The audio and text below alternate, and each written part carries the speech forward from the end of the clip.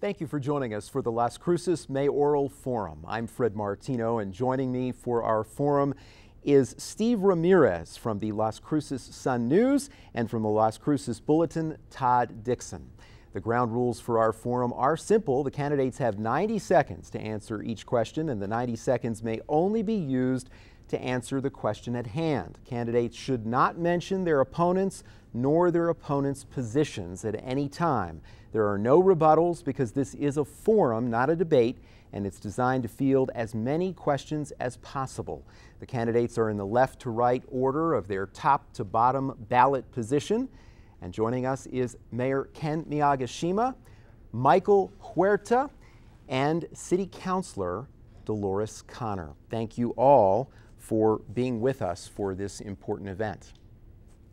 We begin with our first question with Mayor Miyagishima, and it is your top priority if elected, and why? And I do mean top priority because we will have an opportunity to talk about secondary priorities.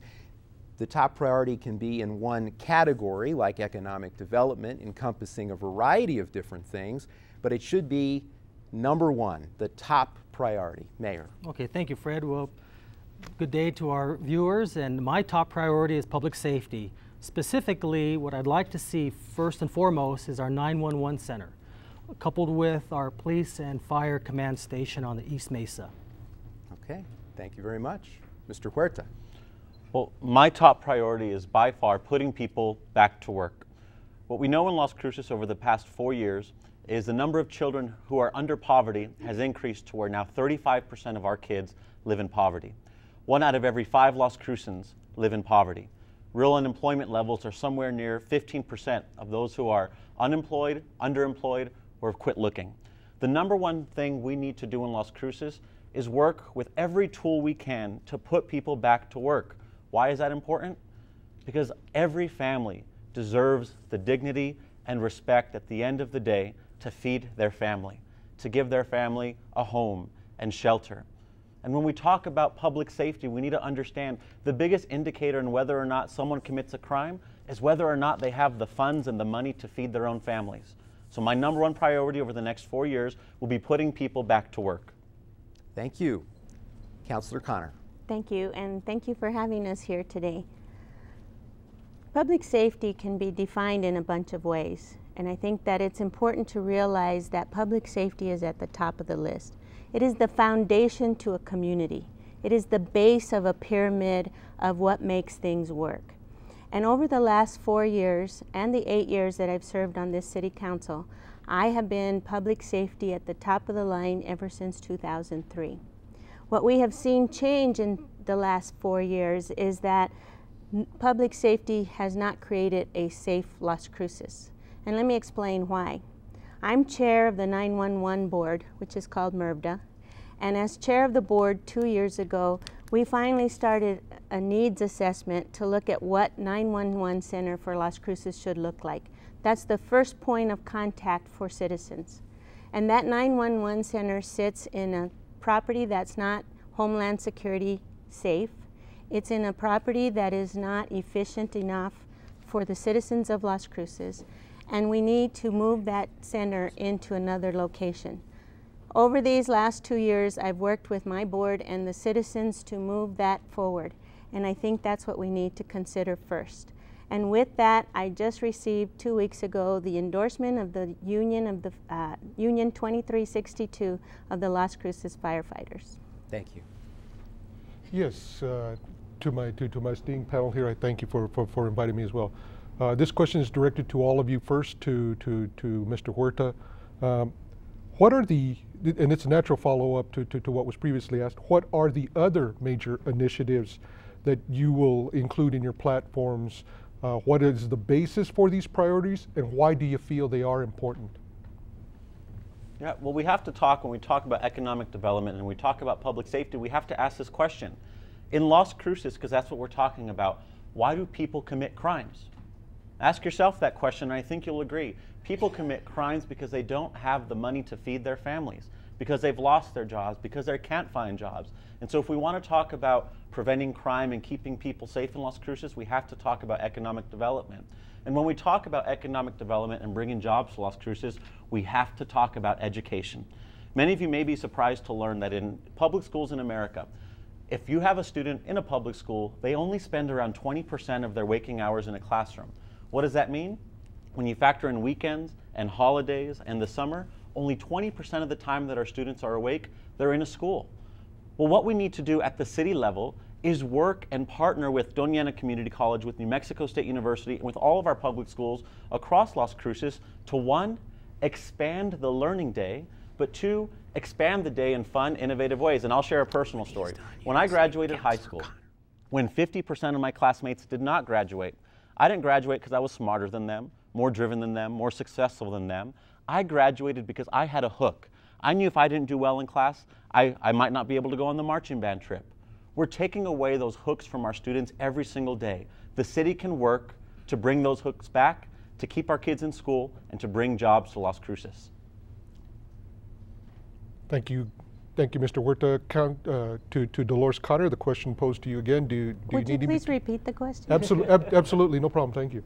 What are the other major initiatives, the other priorities that will be included in your campaign if elected mayor, and what is the basis for these priorities, and why do you feel that they're important?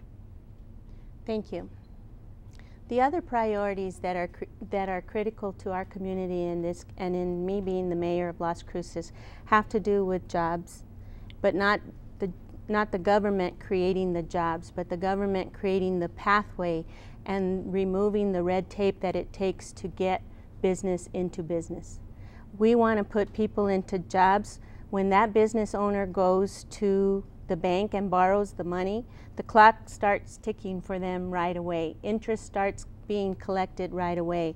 And if the process is so slow, they fall behind in getting the open sign turned on their business. What is the basis for that? Because when you put public safety as your foundation, as I talked about, and then your next block on top of that is economic development and putting people into jobs, you're starting to build the pyramid that makes your city successful. And what is the importance? The importance comes with quality of life. I have been focused on 3 projects that have not moved forward in the last 5 years, and yet the funding is in place. One is the intermodal system that has $2.1 million in the coffers right now to be built, but it's been delayed because of non-importance to most people on the council. The second thing is the museum, also funding in place, not finished. And the third project, 20 years ago, land was bought to make more fields in the baseball fields for our kids, also not completed. Thank you. Mr. Miyagishima, question to you? Yes. Other than public safety, the next issue that's really big is to continue doing what we're doing as far as economic development. You know, in the last 12 months, the city of Las Cruces has issued over 600 business permits, creating over 2,000 jobs. Now that's a significant feat for our city and for its people. And so one of the things that in order for us to continue doing what we're doing at the city, we recognize that 70% of the monies from the gross receipts tax goes to the city. And we have to obviously make sure there's a balance between dealing with the public and dealing with our business community. So I want to make sure that we continue the funding of MVITA, Mesilla Valley Economic Development Alliance, stress economic gardening, which basically is helping our current businesses grow. Because if we have one business, teach them how to do some things, and they add one employee, imagine what would happen if you did that to 500 businesses here. That's 500 employees. Also continue the incentives that we have, the industrial revenue bonds, which we've used. Also with Sapphire Energy, we're able to, if they can promote so many different jobs and provide so much a certain amount of income, we'll actually allow them to have the land for free. Also, we need to keep our gross receipts taxes down, because that obviously is something that's very important. I mean, I have to tell you, the city of Las Cruces, in the last several years, we've never had any jobs lost. We haven't had any furloughs, no 4-day work week. So we need to continue keeping our people working. Todd? Matter of fact, I'm glad you brought up gross receipt taxes, because that's kind of related to my first question. City Manager Robert Garza has expressed concern that the city's gross receipt taxes, the income to the city from gross receipt taxes, has been somewhat buoyed by government-funded construction projects, large construction projects. A lot of those are winding down now. And should that happen, should the city experience a sudden drop in revenue once these projects are completed and suddenly the GRT isn't as healthy as you had hoped, what would be the appropriate steps to take in response to a reduction in revenue? And I guess we start with Dolores for this round. Thank you, Todd. And GRT is a funny little animal because it depends on how your economy is working. And GRT is important to our community because it is the base of our budget and our general fund. Based on that, over the last 3 years, we've reduced the budget by 15%, because of the amount of GRT coming in. And you're right, with a federal building and a city hall, aquatic center, and a convention center, it inflated that GRT to some point. But we also had a market that was very strong. And that market has gone from 1,600 construction permits to almost 500 permits. We have reduced the amount of construction jobs and people at work because of the economy and because there was a no-growth policy. There was a no-growth idea that if you just didn't grow anymore, you would be okay. In order to take steps on a revenue drop, it's gonna cut into services. It's going to cut into the operations. And at that point, it's critical for the community to know that we have to live within our means just like they do within their home. So if we have less revenue, you start cutting where you, just as you would in your household, at the things that you can no longer fund and then move from there. So living within our budget is critical every single day. Mayor. About 3 months ago, we had a work session, and during that work session, we discussed that we have approximately $35 million in new renovation projects going to go on in the city, about $35 million of new projects, plus an additional $10 million of resulting from our bond cycling. So we have almost $80 million of new projects coming on, which will obviously be able to benefit from the gross receipts tax. But nonetheless, we are looking at some other particular areas.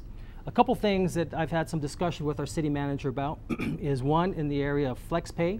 And this is primarily for those employees who, this is strictly voluntary, if they don't have much interaction with the public and they would like to be able to work at home for a slight reduction in their gross pay, they would be allowed to work at home, work their 40 hours a week. All the other benefits that they have are there. We figure that'll save about $1.5 million in our budget. Also, we're looking at a wellness plan that we're going to try to get the state to approve. If we're able to put that forward, that would also save us about $1 million in healthcare costs. So right there is $2.5 million. We've also had other work sessions where we've identified, if I could share with you, we break it down into 5 different parts, level 1 through level 5. Level 5 meaning the most drastic, level 1 being the least drastic, and we can move in those particular areas, saving about $1 million per level.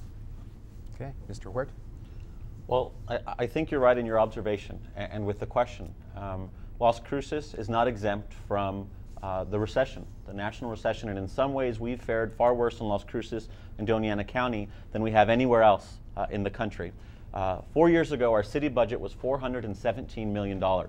Today, we have a city budget of $299 million. On September 16th, the city manager came out and came out with this indication, quote, the year-to-date growth rate now stands at a -3% for the first quarter of fiscal year 2012. It continues on. Based on the first 3 months of distribution, the revenue picture is one of weakness among many sectors. What does that mean? Things will be getting worse in the coming year. So I think my opponents are right. We need to cut. We've cut over the past 4 years. We're continuing to cut over the next year. But there's one area where I think it's important for Las Crucens to see that we're all in this together. We need to cut in every single area that we can, including the salary of city politicians. It makes no sense to me that at a time that we want to focus that we're in this together, that we all have to sacrifice, that the city politicians are exempt from the sacrifices everyone else wants to make. What's a simple solution? Cut the salary of every city politician in half. Las Crucens need to see that we're all part of this together and that we're all making sacrifices to move our city forward. Okay, we've heard one idea there, cutting the salaries of city employees. Now, the difficult part in terms of the question of what to cut. The economy does continue to struggle. If you are elected, what specific areas in the city budget would you look at cutting? And also, how much of an adequate reserve should the city have? And you can express that in dollar terms or in percentage terms. I realize that the state requires a certain percentage, but many cities, including Las Cruces, choose to go above that percentage. So specific areas to cut and our reserve fund, and we begin with Mayor Miyagishima. Thanks, Fred. As far as what specific areas to cut, as I mentioned earlier, we have actually had that type of exercise. We have broken our operations into 5 different levels, with level 1 being the least and with 5 being the most drastic. I'll give you some that are kind of middle of the road that saves about $3 to $4 million. It could mean, for example, shutting the library down on Sundays. It could also mean reduction of some of our, obviously some of the, not only the travel, but some of the expenses that the city does as far as traveling different places as far as our vehicles being moved. And there's also some other areas that we could look at cutting as far as, primarily it's just reducing the times that we're open, whether it's recreational facilities and such, still maintaining them, but not actually having them open the number of hours that we have right now. Ironically, or believe it or not, just by reducing those number of hours saves the city, could save the city several hundreds of thousands of dollars. Those are the particular areas that we've looked at already. That's one of the things that we've had that exercise already in the past. As far as the reserves, we have approximately 2 months worth of reserves. The state requires 1 month or 1/12, which amounts to about $14 million in reserves. So that's one of the areas that we enjoy. I think it's very financial responsibility on behalf of the City Council and myself, and we're proud to have accomplished that. Okay, Mr. Huerta. Well, when we talk about reserves, the mayor's right. This is an area where both of my opponents have done extremely well in making sure that the city has not only the required level of reserves, but almost twice that amount. And so I want to condemn them on their leadership in that issue. When we talk about cuts, first let me talk about the way that you asked the question. I haven't lobbied for or asked that any city employee take a cut in their salary, just the politicians. City officials. Right, just elected politicians. May have misspoke. And so again, I'd ask politicians to lead in cutting their salaries in half. I'd also ask senior leadership, not require them, but we have good senior leadership, in particular with City Manager Garza. I would ask them to also take part in the sacrifice, and even just for symbolic purposes, give up a level of their income so that they could show Las Crucens we're all in this together. Other cuts, I think we'd have to go to the community. I think we'd have to ask what's working, what's not working, and a good way to do that is by having an independent audit so that we can see why did City Hall cost, in some estimates, nearly twice what it was supposed to cost. We need to have an audit so that we can see in the future moving forward where we can save. And I think that'd probably be the best way to do it. Learn from our mistakes. Councilor Connor. Thank you. Cutting services is difficult across the board, but when you start to look at what services should be cut, you want to put your seniors at the top of the list as not being the ones that are cut.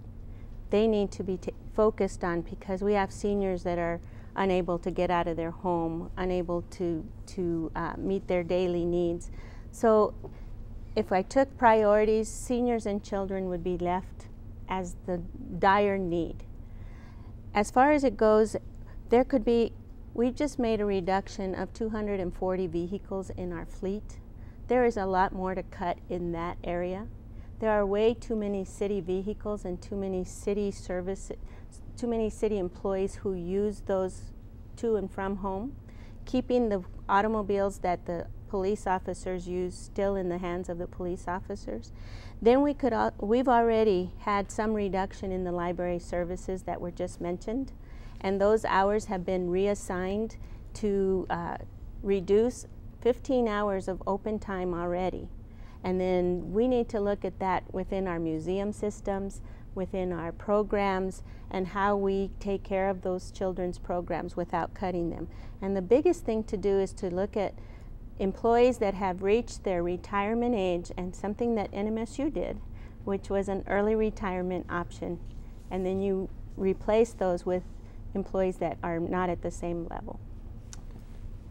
To follow up on Ms. Connor's comments, what would you all, from your reviews of the budget and city services, city departments, city functions, what would be some of the areas where realistic cuts could be made? Councilor Connor has alluded to some of those, and in this case she could elaborate if she feels she needs more time, but to the other candidates as well, and I'll direct this question to you first, Mr. Huerta. Specifically, where do you see items that if there needs to be continued cuts within the city budget, where do those happen first? Please give us some specifics. Well, and I'll give you one very specific again, and this is something you don't hear my opponent saying. Very, very specific. If you look at the city budget over the past 4 years, you've seen cuts across every single division, every single sector, except for one. The city politicians. You want to answer your question as directly as I can get? We can cut the salary in half of every single city politician. I don't understand for the life of me why politicians may feel that they're exempt from the sacrifices that every single other person has to make. And I don't care about any excuse or any explanation why we can or can't do this. That's one area, a very specific area that we can cut. We can also, again, look for, in an audit, areas where we can have best practices. One thing that we can do in Las Cruces is learn from other cities, understanding that while we have a great city with great characteristics, some cities do it better. Some city governments can do it better. And so we can learn from their best practices to see how we can work. But to answer your question directly, to give you one specific area, the salary of politicians, cut it in half over 4 years, that saves us $300,000. Councilor Connor. Thank you. To elaborate more on my earlier comment based on employees who have reached their para-retirement state, there's also a time where you can buy para for the last year. You can buy in your last year so that you can leave work earlier and start your retirement. That process brought a lot of reduction to New Mexico State University. I was part of the process and worked in a committee working with President Couture. And in that, there was an audit done of the employees and where they could be reduced by the number of years and the number of time served, and then an early retirement was offered. Now, I don't know, Fred, you got one of those, but I'm saying that there are those efficiencies that are millions of dollars. And we hear a lot about our salaries. I'm calculating that a total salary in a year, if you cut the council and mayor's salary, would be about $112,000 a year. That is an impact, and that's something that a council, whoever the mayor shall be, will make a decision based on that at that time, at that moment. But to continue this discussion is, I think, just a political statement. And I'm wishing that we could get to the real meat of what happens in the city. Water, sewer, gas at your home. Mayor. Thank you, Fred. Steve, I can honestly tell you, I don't believe we're actually even close to being there. Because, as I mentioned to you, if we move in the direction of the flex pay, and again, let me share with you, these are the employees who have little or no interaction with the public, who primarily work behind their computer. You know, the ideal candidate would like to be able to work at home. Maybe they have children. They don't have to deal with. They can save on daycare and gas and dry cleaning. We really feel that could save about $1.5 million. Even if we didn't get the wellness plan through, if we were to take away everyone's cell phone, that save us about $500,000 a year. That's $2 million right there.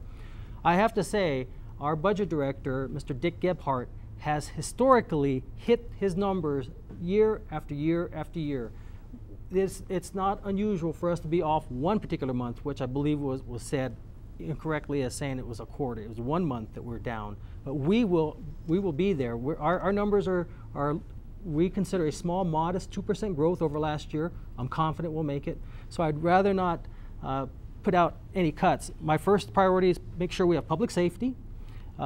Then, of course, our senior programs, as well as our children programs, and then non-essential services. And I can think of a few, but I don't think we're there yet. Okay. Well, let's liven up the conversation a little bit, shall we? There's been considerable pushback from those in the home industry about the recently passed impact fees. And let's have you guys, if you favor the impact fees, tell why you think they are a good idea, and if you're against them, say how you address the concerns of inadequate roads or drainage in new developments. Starting off with Dolores Connor. Thank you, Todd. Impact fees are a tax. They tax the individual. Everyone thinks that you're going to be taxing the builder or the developer. The only person that pays the impact fee is the consumer. The consumer pays that at the time they purchase their home, or whether they purchase a product in a commercial building that had additional impact fees. I voted no on the impact fees in a 5-2 vote along with Councilor Silva. And in that day, I heard a lot about the road needs to be built full scale. It has to be, arroyo crossings need to be done. Since 2006 and 7, plans have been put in place. Policy, council approved policy to complete arroyo crossings, where the developer pays half of whoever owns all those 4 corners and the city pays half. It works. The drainage has to do with arroyo crossings. The roads are already built by the developer, and the argument you're going to hear in just a few minutes is that it's a half a road, only what is touching their property. But in a lot of new areas, you don't want a 4-lane road that the city's going to take over about 6 months later, and then it needs to be repaired and there's no growth in the area. And so now you have a road that you're going to maintain with no growth and no fees. Thank you. Mayor. Okay. I have an example for both of our residents who've been in Las Cruces for, say, 20 years and some who've just moved here. For those who just moved, who've been here for maybe 20 years, they may remember Roadrunner Parkway, when it started out as a single 2-lane road, had to be stopped intermittently to be rebuilt with the 4-lane road. And then, of course, you have Sonoma Ranch Boulevard for our newer residents who could not get it completed because the developer, even though the policy was 50-50, the developer did not want to pay for that arroyo crossing, and it stalled for over 2 years to get it completed. And so these impact fees are basically meant to replace the amount that they're used to paying, but instead of it being piecemeal, it's lumped together so that we can bond out the projects and get them done at a quicker pace, and hopefully through economies of scale, a cheaper price. Now, public safety is the only one that hits everyone throughout the city. But I've heard time and time again, everyone's in support of public safety. This is a public safety fee to help add and build the programs or the projects that I was mentioning, the 911, our police and fire command station. They're going to need equipment. This is the most feasible way to do it. At that meeting, you had people who wanted the city council to either raise gross receipts tax or raise property tax instead of putting through the impact fee. So I believe by implementing the impact fee, save the taxpayer money by not raising their taxes. Well, I'm against impact fees for 3 reasons. Number 1, they don't work. Number 2, they're already going to cause alarm for the budget that we're already going to have to cut. And number 3, they're going to hurt most Las Crucens, and here's why. When impact fees were passed, they were watered down to a point to where they only are an amount that covers 1/6 of what's required to actually be successful.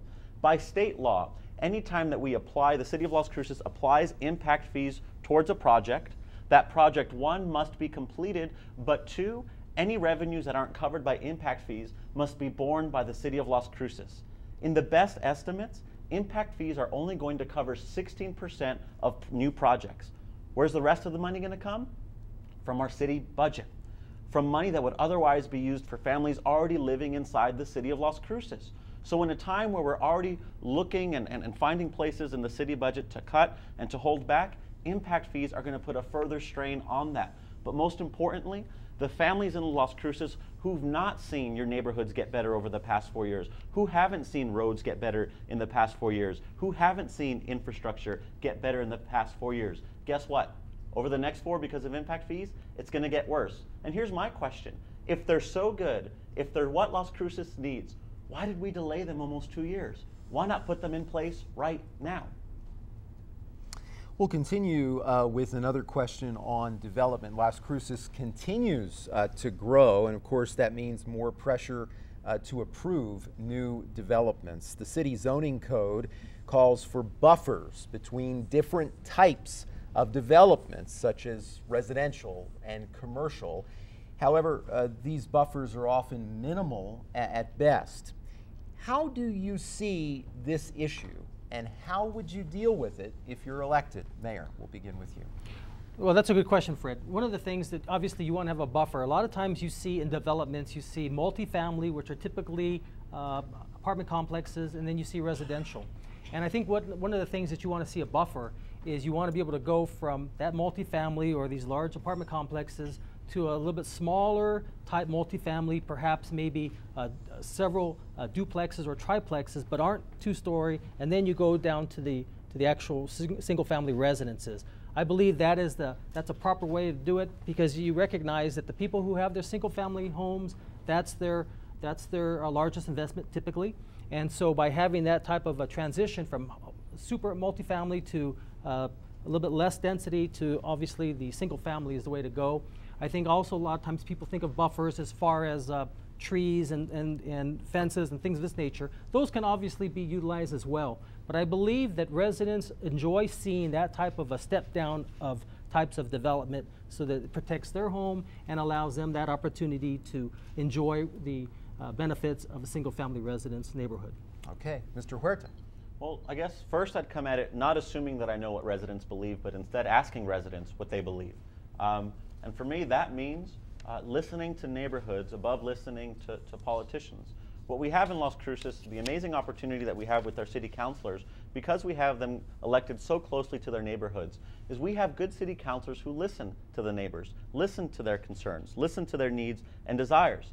The mayor, by statute, is elected at large, and so we represent the entire city. So the approach that I'd bring is, one, listen to the concerns and needs through city councilors, but more importantly, through actual citizens, by going out to their neighborhoods, asking them what they want, asking businesses what they think would be most successful to help them in these difficult economic times.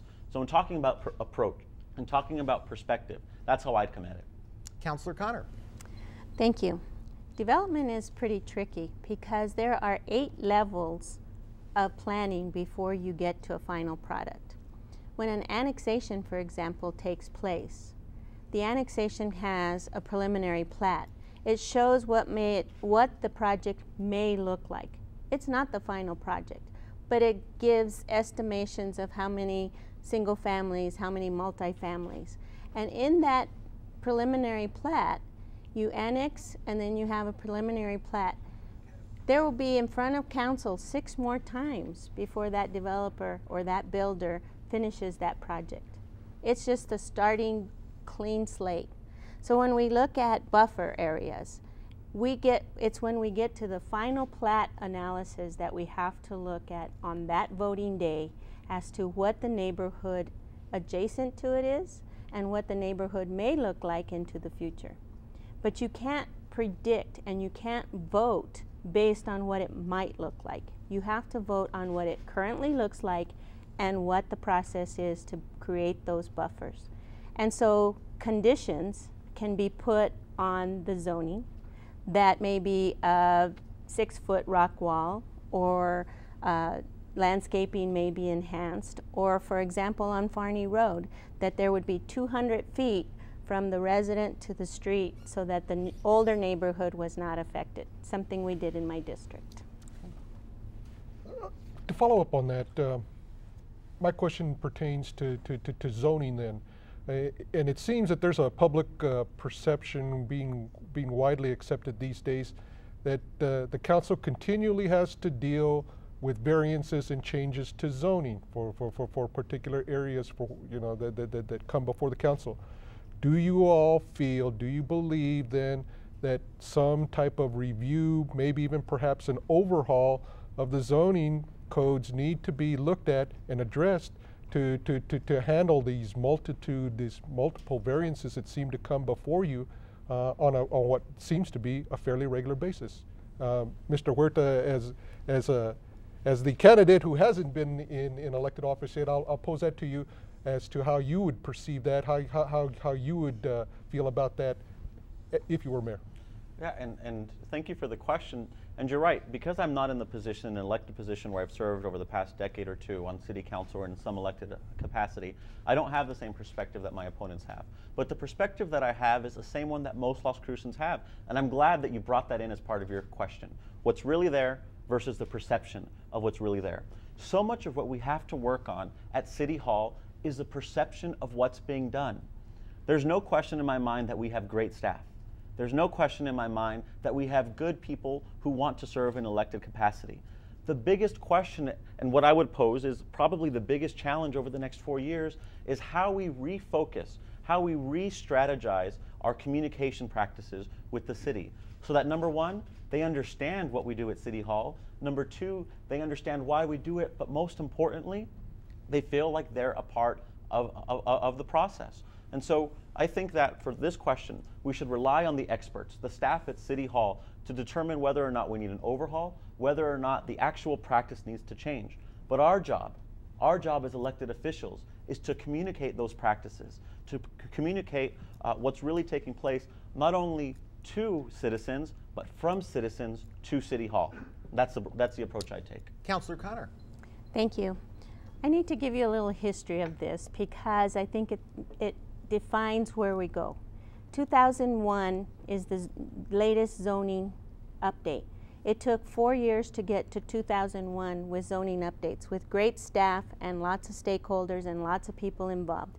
And then there were a few problems with it that nobody perceived would happen.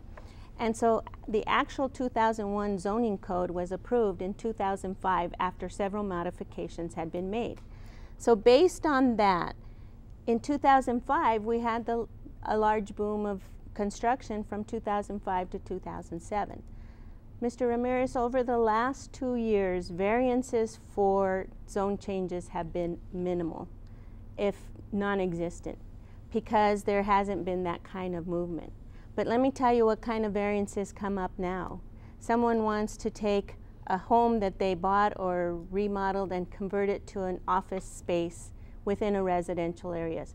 Those are the kinds of variances we see, and those will always be needed to be on a one-by-one basis because it may not be just within the zoning code. But the zoning code today has been the best produced, I think the best I've seen even from my banking days, to know that what is on there now services the majority of the people fairly. Mayor. I think the question was, should our zoning rules or laws, ordinances be revamped? And the question, or the answer is no. I believe it's, right now they work. And one of the things that, as mayor, I get to control the agenda. And so actually, I'll look at, see which minor changes. For example, if we see someone who wants to go to an O1, which is an office and very low density, and they were coming from maybe a multi-family and it was in that proximity, I'll put it on the consent agenda for the council to vote. Now, of course, they do have the option of pulling it off, but I don't believe that that has really been a problem. You know, one of the things that I used to do when I was a District 6 councilor is I made sure that for those who had the great views of the Oregon Mountains, we would probably put some limitations on height restrictions. But other than that, I think right now our zoning ordinances work well. And it does cause some grief to some people who haven't had it rezoned yet or haven't been to coincide with the new 2001 zoning code, because if they have some land that is still from the old zoning, before they can sell it, they actually have to bring it up to code. And so even though it's really just more of a procedural manner, it does cause some grief. It does allow some residents to think that we're changing the zoning, which we're really not. We're just bringing it up to code. And it could cause some problems. So that actually is a hindrance. So I think the bottom line is our zoning ordinances are fine. Okay.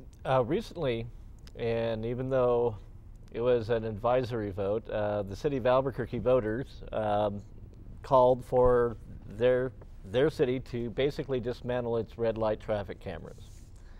And I'm sure the voters want to know how you all feel about it. Should Las Cruces shut down its traffic light camera program or expand it? Starting with Councilor Connor. Thank you, Todd. I pulled the unofficial election results from Albuquerque's vote on October 4th. The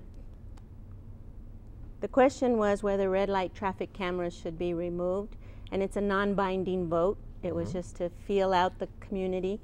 They had a 46.62% in favor of keeping them and 53.38% of removing them.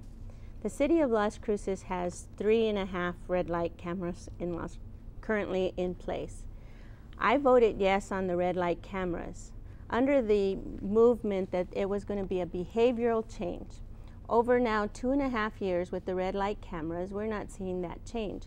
And I think in talking about using bigger cities' best practices, let's look at what Albuquerque did. They had UNM do an independent study of what was happening at 14 intersections before the cameras were put in place and where the cameras are 7 or 8 years later.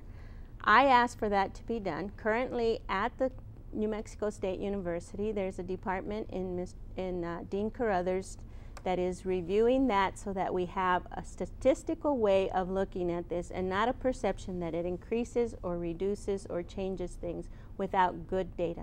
Let's look at the data and be sure we know what we're talking about. And I think that Albuquerque's done a good job of that. Mayor. Thank you. Actually, I support the study as well, but I would like to clarify a couple things that I believe that maybe perhaps there may be some residents who feel that when they go to other areas that these cameras are not at, and they see what looks to be a camera, it's really a sensor. Sometimes they also see maybe a small solar panel up there, that's actually a camera as well. And I've explained to them, no, that's basically a sensor to tell the light or signal to the light that there's some other vehicle here or isn't there, so that lights can change.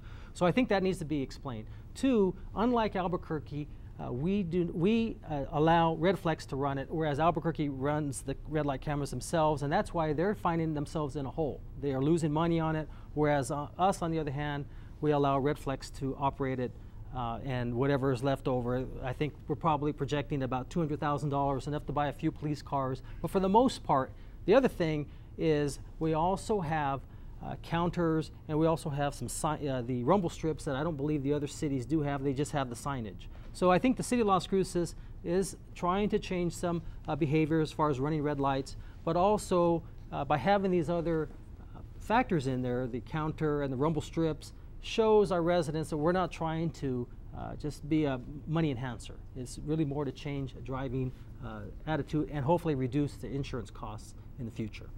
Mr. Huerta. Well, the question is, should we get rid of red light cameras? The answer, yes. And you won't hear me go back and forth or flip-flop on this. The answer is yes. Why? Because they don't work, they're too expensive, and they send hard-earned Las Cruces money overseas to a foreign corporation. Why don't they work? At every intersection where we've had red light cameras in Las Cruces, according to the city's own numbers, we've seen an increase in traffic accidents. Why? Because as residents drive through these areas, they're afraid of getting one of these ridiculous citations. They slam on their brakes. The person behind them, following driving standards in New Mexico and going through the yellow light, hits them. What do we see? At every intersection in Las Cruces where we have them, an increase by 14%. I don't know why we want to wait another year for another study when the numbers are already there. But two, did you know that every time you receive one of these citations, half of what you pay goes to a foreign corporation overseas? And one of my opponents likes to talk about the fact that we did it right because that foreign corporation is running it. Does that make sense to you? That in this economy we allow in Las Cruces a company out of Australia to run these programs? It just doesn't make sense. And so, yeah, there's no question with me. We'd get rid of them, and that would be a priority for us. They don't work, they're too expensive, and the last part, there are clear violations of due process at every single one of these. Okay, as we continue our Las Cruces Mayoral Forum, a reminder to the candidates, while you're certainly encouraged to state your opinions on the issues at hand, please refrain from stating your opponent's positions.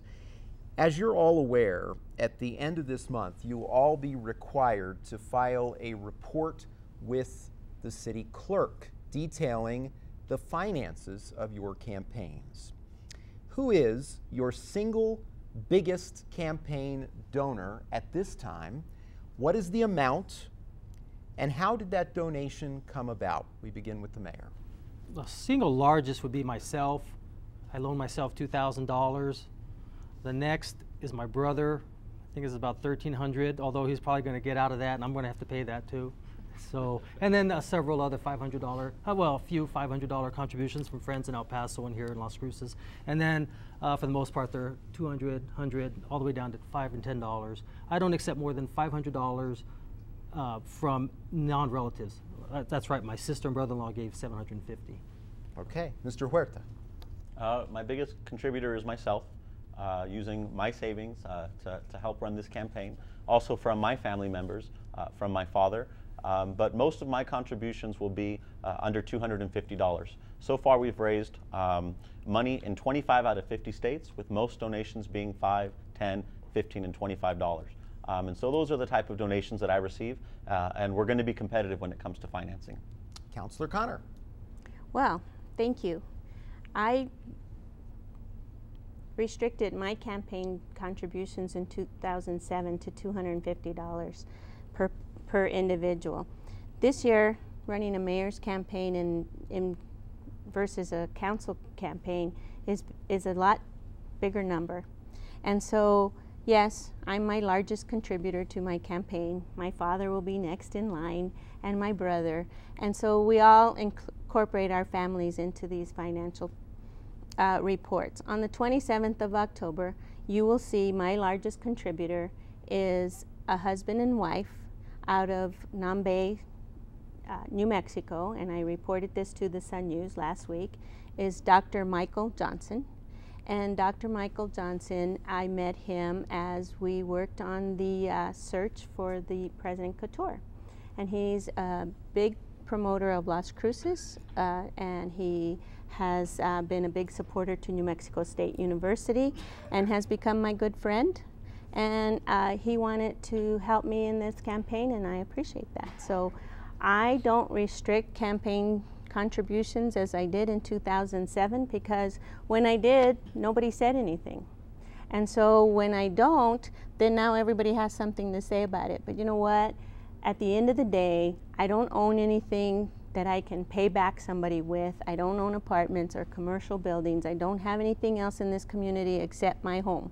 And to do the right thing for the city of Las Cruces doesn't come at any price. So I thank Dr. Johnson, and you'll be seeing him on my list. Thank you. And natural follow-up question that I would have to that is that it's been widely said, widely speculated that political action committees have apparently indicated they intend to influence city elections again this year. Does your campaign plan to rely on PACs, or do you support the influences that many of these organizations try to instill on our community, even though they really have no vested interest in Las Cruces? So the simple question, and the third question really to that is, will you accept contributions from PACs this year? Mr. Huerta. The answer is no. Nor will I accept any contribution from any corporation. And I've made that pledge around 2 months ago. I also made a pledge 2 months ago in the city of Las Cruces, and this is something that we've never addressed in the city of Las Cruces. Did you know in Las Cruces right now, any corporation anywhere in the United States can give any amount of money to any politician running for any office? Did you also know that any individual can write an unlimited amount of checks, a limited amount of money to any candidate? We've done nothing to address this. And so 2 months ago, I came out and I said that I will set those limits for myself. I will also cap how much an individual can give to my campaign, because I don't think it's right that individuals can give unlimited amounts of money. When I did that, a group of Las Crucians came together, and as I read in the Sun News, as I've read in several other places, they said if Michael Huerta is going to apply these limits to his campaign and his opponents won't, we need to do something to help get him elected. They contacted, from what I've read, a group in Rhode Island, a super PAC, that decided they were going to get into the race when they saw I was the best candidate and that I could win this race. The unfortunate part about this, that PAC is using Citizens United, a Supreme Court case, to take unlimited amounts of money, unlimited amounts of corporate money to spend on my behalf. I don't want it, it doesn't belong here, and it shouldn't be here. I've said that many times before, and I'm saying it again right now. This election should be about which one of us on this stage can be the best fighter, advocate, and lobbyist for you and your families. Councilor Connor. Thank you. PACs from Rhode Island or any other state, I think, should stay in their state. They're not wanted here in Las Cruces. I don't want them in Las Cruces, whether a candidate is willing to take their assistance or not. In 2007, I was attacked by the conservation voters of New Mexico, and every candidate that was there. We saw flyers come into this city. There were people on that list that ran at that time that took money from the conservation voters and they were out of Albuquerque. They were walking our streets. They were sending mailers with smokestacks on them, and Todd's shaking his head yes, and saying, does your counselor believe in this, or does it believe in the fawn that's running through the grass? And my opponents have taken money from those conservation voters of New Mexico. And so based on that, I hear 25 states have contributed, whether it's $10, $5, $15. Why? Why are those states involved? What is it in for Las Cruces? And so PACs that I'm familiar with, they don't contribute to my campaign, and I wouldn't take thousands of dollars from people just because they are in a PAC or because they own a corporation. The people that you will see on my list are my friends, and I never deny who my friends are. I've never denied who my family is. And so why are we so afraid of where the dollars come from? Mayor. I have not received any money from a PAC. I looked at my campaign contributions just before I got here and reviewed that to make sure I have not received any. I interestingly, a couple days ago was asked if they were to give an endorsement and wanted to give me money from a PAC, a local PAC here, business PAC, I guess you could say, would I take it? And I told them I really would not like to do that. I don't mind the endorsement, but I'd have a problem with that particular method. We're running tight on time, so we have 60 seconds for the final question from Todd Dickson at the Las Cruces Bulletin. Great, because that last question I can't do in 60 seconds that I wanted to say. So I'm going to do the easier one. You know, part of the job, of course, is, and this would be kind of a good way for you guys to kind of go towards wrapping up anyway. Part of your job is, you know, that's sometimes called the baby kissing mayor. You know, we have that strong city manager form of government. You're partially out there to be the public face of Las Cruces. You're here to promote it. What are you going to promote? You know, how are you going to describe the city? What, in other words, if you were, you know, let's say in Denver or in Washington, D.C. lobbying for something, what would you say about this community? Councilor Connor. Councilor. Thank you. Well, you know, over the last 7.5 years and almost 8 years, I have been an advocate for Las Cruces.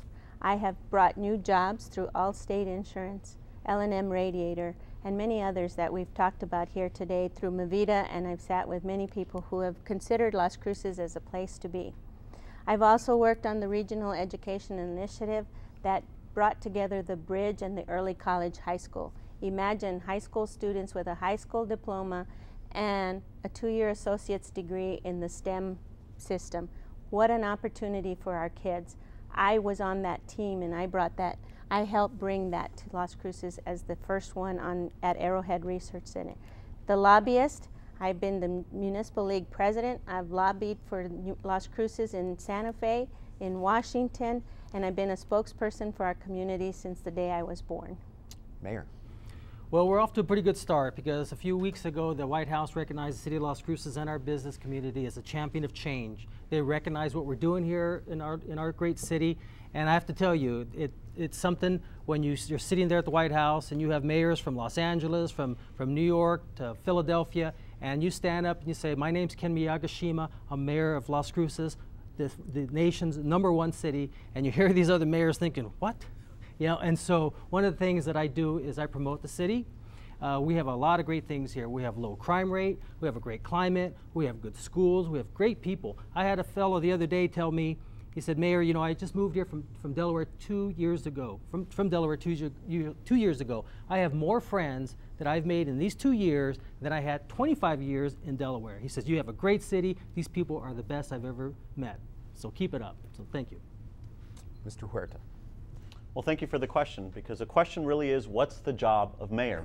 According to our city charter, the mayor is, quote, a ceremonial position that, quote, shall not have any administrative duties. Because of that, you have to ask this question.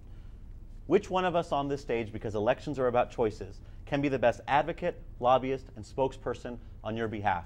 A few seconds ago, one of my opponents just asked, why would people from 25 different states give you money?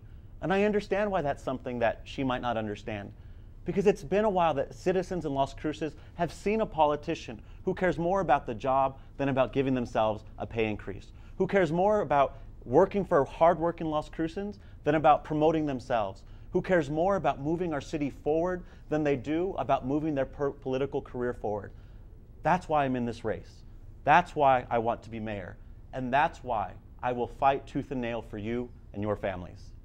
Thank you very much to all of the candidates and also to my co-moderators for our forum. The conversation, though, continues. We have another Las Cruces Mayoral Forum coming your way on the air Thursday, October 27th at 8 o'clock, and it will be repeated Sunday, October 30th at 11:30 in the morning. Of course, if you don't vote early, remember to vote on Election Day, November 8th. I'm Fred Martino. Thank you so much. In-depth local journalism is only possible with your support, and you can become a member anytime at krwg.org.